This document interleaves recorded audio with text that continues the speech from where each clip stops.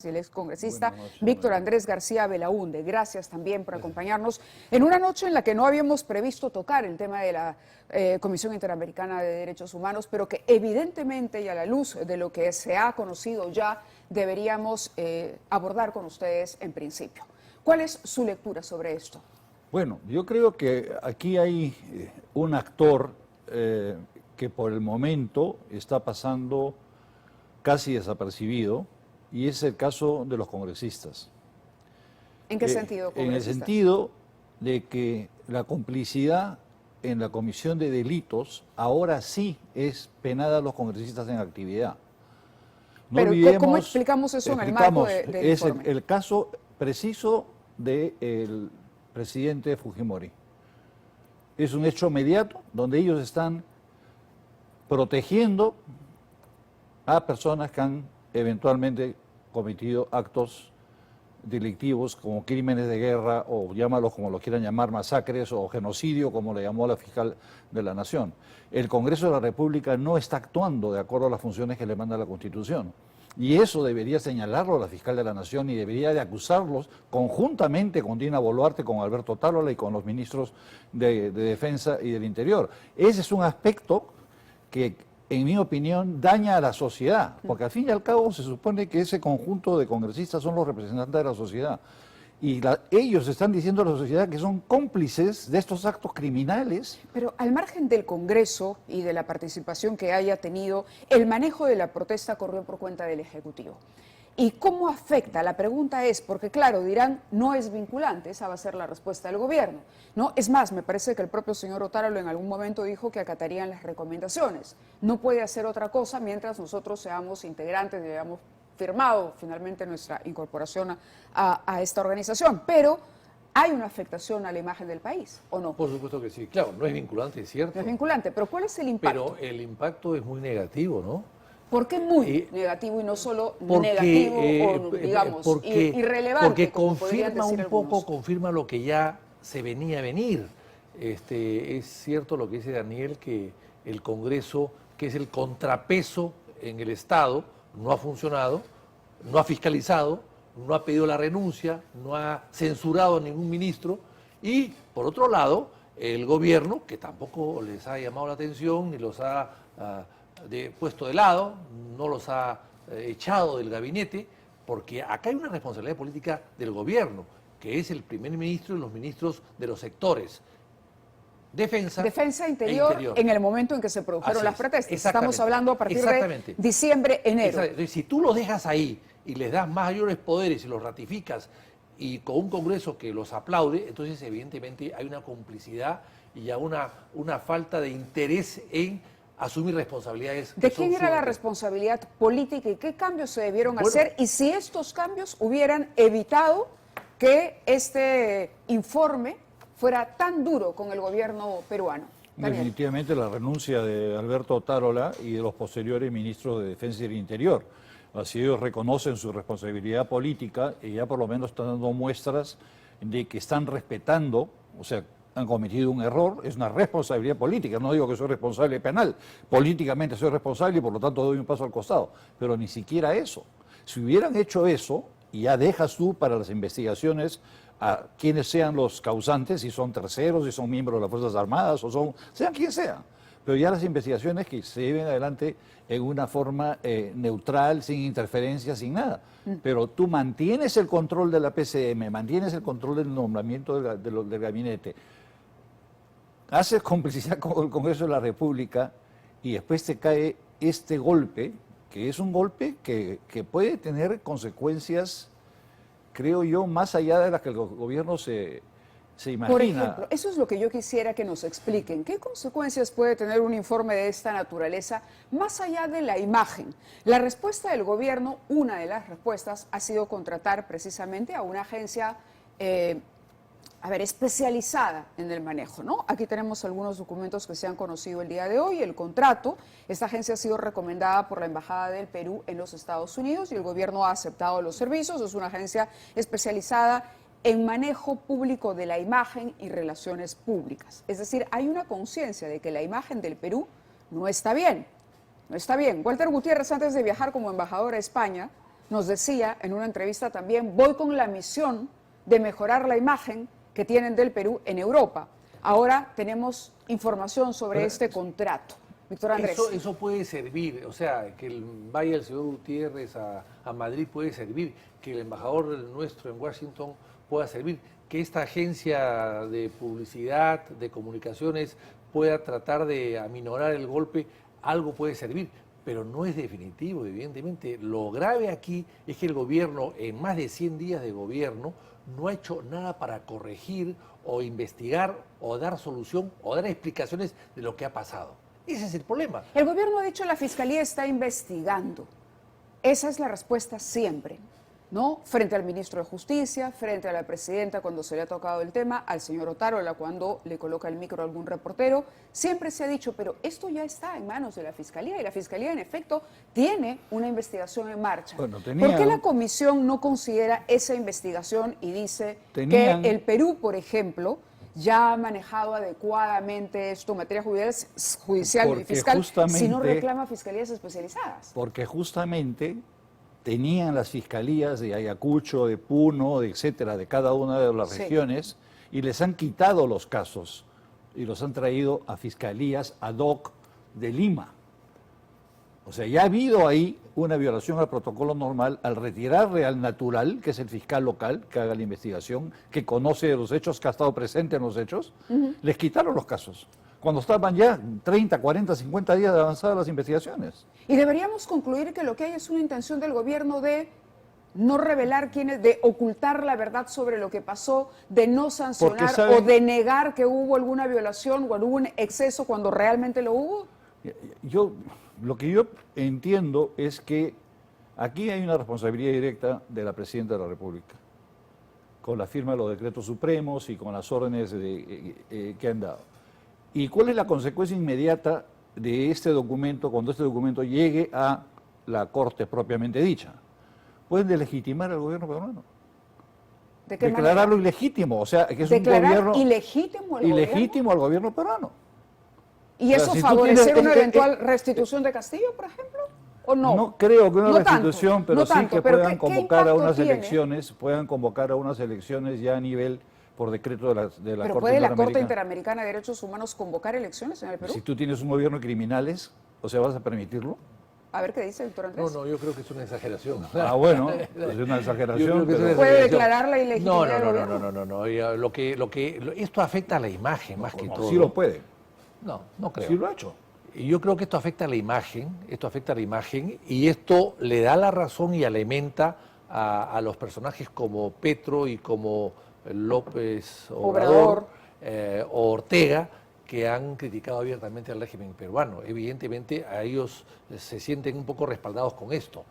Pero esto es culpa también del gobierno, porque además, yo no he leído el informe porque estoy enterándome en este momento gracias podemos incluso de pronto, si desde Switcher juzgan conveniente, colocar nuevamente estos párrafos que son puntos que hemos sacado de conclusiones y recomendaciones. Sería interesante saber qué dicen también porque ha habido acá actos de represión, pero también ha habido actos de agresión de ciertos sectores de la población o de los manifestantes en determinadas zonas.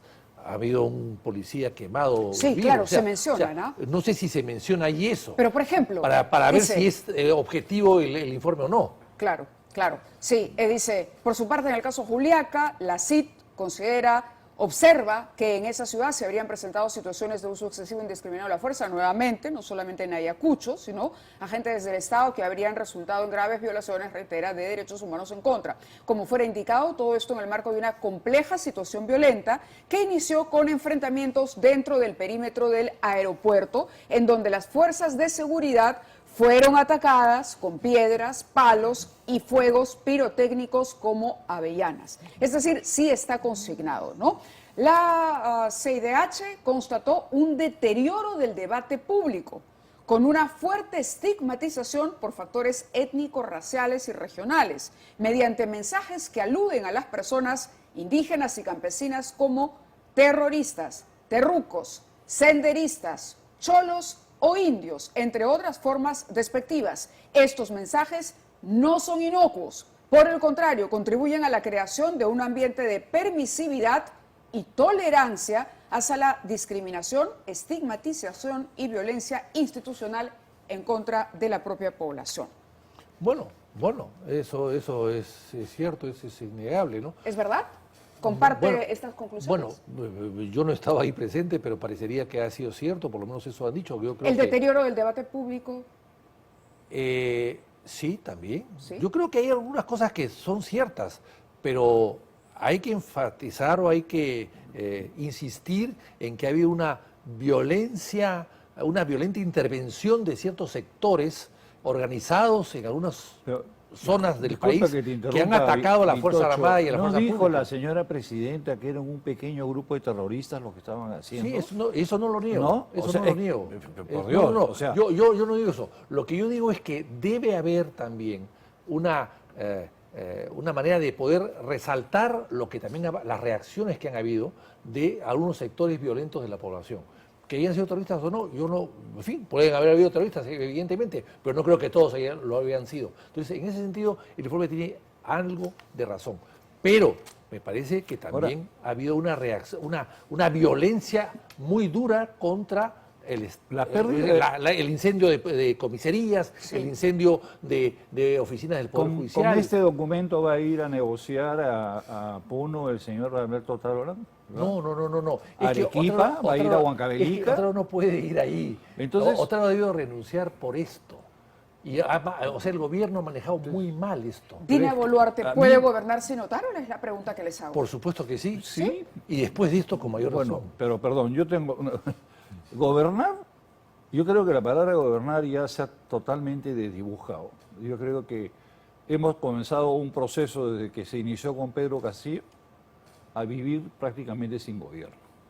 Creo que los peruanos estamos aprendiendo a vivir, a cada uno sálvese quien pueda, porque el gobierno, el Poder Judicial, juzga pero no sanciona. El Ministerio Público fiscaliza pero no acusa.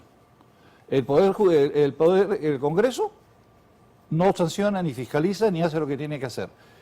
No hay capacidad de gestión en el gobierno. ¿De qué gobierno estamos hablando? ¿Qué cosa es gobernar ahora en estos días? Tractores para Piura no hay. Para Tumbes tampoco.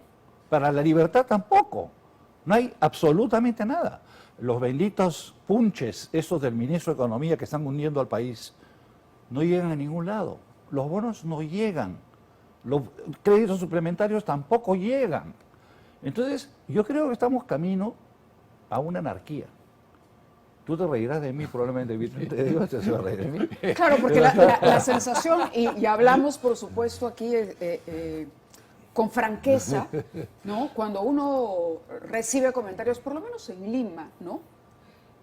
Uno dice, oye, qué bueno que ya pasaron las protestas, qué bueno que todo se está enrumbando, pero quizá es una mirada muy limeña, que todavía no considera lo que está ocurriendo en Puno, donde el paro continúa, doctor Andrés. Sí. Pero yo he viajado al norte, y he viajado al sur, he estado en Ica, he estado en Chinche, he estado en Cañete, he estado en Piura, he estado en Chiclayo, he estado en Trujillo, he caminado por el norte, Chico también, y veo que hay una tranquilidad y ya una mayor, digamos, quietud y expectativa en la población. No veo violencia ni anarquía, no la veo. Que algún sector del país lo está, o puede llegar a eso, sí, pero hay que recordar que el Perú es un país de vaivenes. Después de la tempestad viene la calma. Sí, así es. El Perú es un país de vaivenes, Daniel, de vaivenes. Hemos pasado por épocas muy buenas y muy malas durante 200 años de nuestra historia.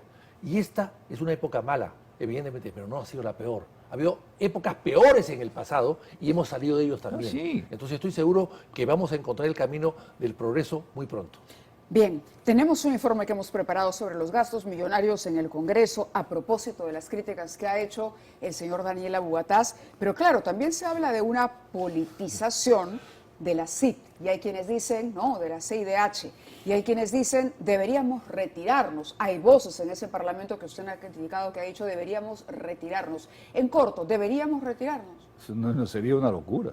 Doctor Andrés. No, yo creo que no. Lo que hay que hacer es mejorar nuestra defensa. mejorar nuestros abogados, no mandar a procuradores imberbes a defender... Buen punto, buen punto, porque en efecto eso también es cierto, ¿no? Hay presidentes que están señalando que Castillo es un pobre presidente constitucional preso, cuando conocemos los peruanos la historia y los antecedentes de Pedro Castillo y las razones por las que está en la cárcel. Sí, pero también. no nos olvidemos de un detalle. El Congreso de la República hizo una barbaridad con el levantamiento de la inmunidad a Castillo. Y eso en la Corte se lo van a levantar y probablemente la Corte ordene su libertad y hasta la reposición eventualmente. Porque el Congreso actuó mal. Revísalo a Vitocho. No lo veo, doctor Andrés, muy convencido sobre eso, pero vamos, ¿qué les parece hacer una pausa en esta mesa? A mí me divierte mucho, gracias por haberme invitado con Daniel, me divierte mucho porque es tan pesimista que me hace sentirme a mí muy optimista. Ok, entonces, entre el optimismo y el pesimismo, vamos a la objetividad de Fernando Marcelo sobre lo que está pasando con el Congreso y este gasto que se ha hecho, el bono que se ha aprobado hoy, por cierto. No podemos dejar de mencionar al presidente del Congreso.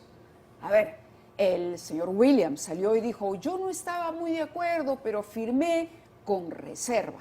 Eso es lo que ha dicho el presidente del Congreso con relación al informe o a la autorización que se dio para el pago de estos 9.900 soles a los trabajadores del Parlamento, que no incluye a los congresistas, pero que sí suma un monto elevado de dinero. Vean la nota. Lluvia de millones en el Congreso. Uno comete una falta, un delito, va preso. ¿No cree que resta credibilidad No tiene nada que ver la credibilidad con el comportamiento individual de cada persona. ¿Qué está pasando en el Parlamento? De verdad, parece que no les alcanza para su ayuda, no sé qué tienen, no les alcanza su sueldo, como no tienen bonos, no sé. De verdad no entiendo qué criterio tienen para poder macharle el sueldo al personal. Cuentan con el 95% de rechazo ciudadano, pero nuestros padres de la patria parecen vivir en una realidad paralela y ahora apuntan a gastar más dinero, crear más comisiones, más puestos de trabajo y otorgar más bonos para colaboradores del Parlamento. Esta noche, en 2023, entérese los últimos despilfarros del Congreso. Creo que en las actuales circunstancias, con una crisis económica, política, donde muchos trabajadores no ganan ni siquiera la remuneración, ¿no?, mínima vital, no me parece adecuada la entrega de este bono. La última polémica del Parlamento ha sido la aprobación de un bono de 9.900 soles para los trabajadores administrativos del Congreso. Una decisión de la mesa directiva, con la que ahora el presidente del Parlamento, José Williams, luego de firmarla, asegura no estar de acuerdo. Yo no estuve de acuerdo con dicho bono en razón a la oportunidad y a la cantidad, y por eso que mi firma figura con reserva. Tres estuvieron de acuerdo, yo no totalmente, por eso es que firmé con reservas, pero de todas maneras hay razones como para haberle dado ese bono. Pero si no fue el presidente del Congreso quien aprobó esta medida, ¿de quién es la responsabilidad? ¿O es que acaso hay desacuerdos al interior de la mesa directiva? Que se ha equivocado, porque el que autoriza es él. Nosotros no tenemos nada que ver con eso. Yo no he firmado ningún papel. ¿Usted cree que está deslindando de responsabilidad? Fíjese, yo no he firmado ningún papel para autorizar el bono. No tengo responsabilidad sobre el tema, es un tema administrativo. Pero si el bono de casi 10.000 soles que se justifica bajo el concepto de aumento de costo de vida ha revelado discrepancias al interior de la mesa directiva, lo siguiente lo sorprenderá aún más. Y es que el Congreso piensa destinar, escuche bien, cerca de 30 millones de soles para crear más comisiones investigadoras. No tengo los detalles de cuánto ganan, pero lo que sí puedo mencionar es que en el marco de los trabajadores de confianza hay niveles y requisitos que existen. Y sé que por lo menos sé que todos los trabajadores que están en el Congreso están en planilla, tienen seguro, hay un conjunto de beneficios que tienen. Entonces el tema del bono tendrá que explicarse. El Congreso pretende crear 11 comisiones investigadoras. Cada una de ellas contaría con logística, entre otros servicios, así como al menos 20 personas de entera confianza, es decir, asesores, técnicos y abogados, un total de 300 nuevos trabajadores en el Parlamento que facturarían la suma de cerca de 30 millones de soles. El Congreso, los congresistas representan al país y en el país hay ladrones, violadores, hay de todo. Acá nos representamos. ¿También hay muchos sueldos? El resultado también hay seguramente en otros sitios. ¿Pero no cree que resta credibilidad al No tiene nada que ver la credibilidad con el comportamiento individual de cada persona. Cabe recordar que esta semana también se reveló la existencia de otro congresista mochasueldos, el legislador de Acción Popular, José Arriola, quien le descontaba el sueldo a sus trabajadores bajo el concepto de labor social. Para mí, de verdad, si vamos a ver lo que está sucediendo acá en nuestro país, a 10.000 nadie le cae bien, pero ahorita en este caso, en lo del Congreso del Área Administrativa, tienen un sueldo. Hasta 1992, cada senador y diputado del Parlamento peruano contaba con apenas 2 trabajadores bajo su mando. Desde 1992 hasta el año 2010, este número se incrementó a 5. Y desde el 2010 hasta la actualidad, cada congresista de la República tiene a 7 trabajadores en su despacho, lo que nos cuesta a todos los peruanos 240.000 soles al mes. Un despilfarro de asesores, comisiones, bonos y plata como cancha, que bien podrían gastarse en la elaboración de proyectos que generen bienestar a la población, pero que terminan siendo manchados por las denuncias de presuntos delitos ejercidos por nuestros padres de la patria, lo que nos revela que bien ganado tiene el Parlamento el porcentaje de 95% de desaprobación de todos los peruanos. A ver, el presidente del Congreso dice, yo he firmado, no estaba muy de acuerdo, así que lo que hice fue firmar con reserva. El hecho concreto es que se ha pagado 9.900 soles a los trabajadores del Congreso. No sé si ya el monto se desembolsó o no, pero decíamos que eran varios millones que se han desembolsado. Hay trabajadores que ganan 1.000, 2.500 soles, todos. Esto parece que es igual, ¿no? Un flat para todos por igual. ¿Qué puede haber detrás de esto? De repente las denuncias por los... de los mochasueldos. Eso es lo que ¿Algo dicen, por ahí? ¿no? O dicen que están comprando el silencio para que dejen de denunciar porque parece que es... Porque ha sido un pedido del sindicato. Es lo que ha dicho el congresista Williams. Yo quisiera oír al sindicato decirlo. Yo honestamente, yo creo más en el sindicato que en el congresista Williams. Ajá, Víctor Andrés. A ver, yo creo que acá tengo un informe que dice, de una persona que conoce mucho y está adentro, me dice que este bono corresponde a los trabajadores porque ya se entregó un bono en marzo a los legisladores. Para comentarles que los congresistas ya cobraron su bono de ampliación de legislatura en su momento en el mes de marzo. ¿Y cuánto es ese bono? No sabemos, pero parecería que debe ser una cosa parecida. Entonces, si es así, bueno, están compensando a los trabajadores porque ya los legisladores han ¿Se recibido... hace ese tipo de pagos cuando No ustedes se han debería estado en hacer. el Congreso? No ¿Qué ha se debería ocurrido? hacer, no se Usted como debería hacer. expresidente del Congreso, por ejemplo, ¿alguna vez firmó una autorización con reserva? No. ¿Cómo se toma una decisión de ¿Cómo esa firma? naturaleza? Firmo la mitad nomás y la otra mitad de la reserva. No, eso es una payasada lo que ha hecho William, ¿no? Eso no existe. ¿Firmas o no firmas? O sea, si él ha aprobado el bono, lo ha aprobado. Que le dé vergüenza ahora por lo que toda la gente está diciendo y por lo que significa para las víctimas de los trágicos momentos que estamos viviendo por el cambio climático, por las marchas, los asesinatos, etcétera, etcétera. Yo creo que es como decía Vitocho, un insulto al país hacer un acto de esta naturaleza en este momento, ¿no? Cuando hay tanta gente necesitada y tanta gente que ha defendido el sistema y el Congreso en las calles. Pero ahora entiendes por qué fue a hacerle sus 48 millones de soles adicionales Dina Boluarte en un crédito suplementario cuando tienen el presupuesto más alto de la historia de Congreso alguno, 881 millones. El presupuesto de nuestra época era 260 millones, Vitocho. Es decir, casi por 4. Por 4. ¿En cuánto tiempo? ¿Cuántos años? Ya la matemática también.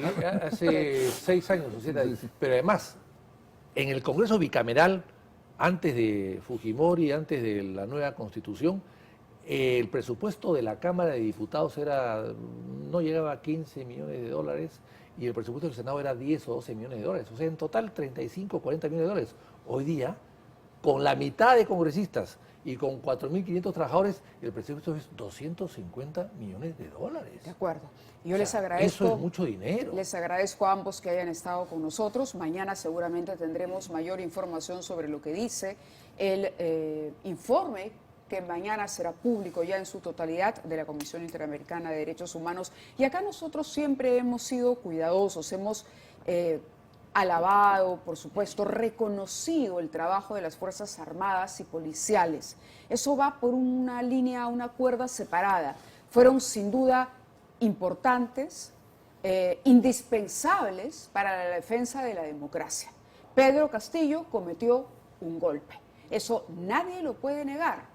Pero tendría que haber existido a estas alturas ya un esclarecimiento y un fortalecimiento y una legitimidad ganada por este gobierno, que sea capaz de establecer responsabilidades sin temor a perder o el apoyo del Congreso o el apoyo de las Fuerzas Armadas. Es un gobierno débil, pero está en sus manos, está en las manos del gobierno y en sus integrantes saber cómo evolucionar, digamos, hacia la fortaleza, si quiere quedarse, por lo menos hasta 2026. Gracias a nuestros invitados. Nosotros vamos a otros temas porque la situación en la frontera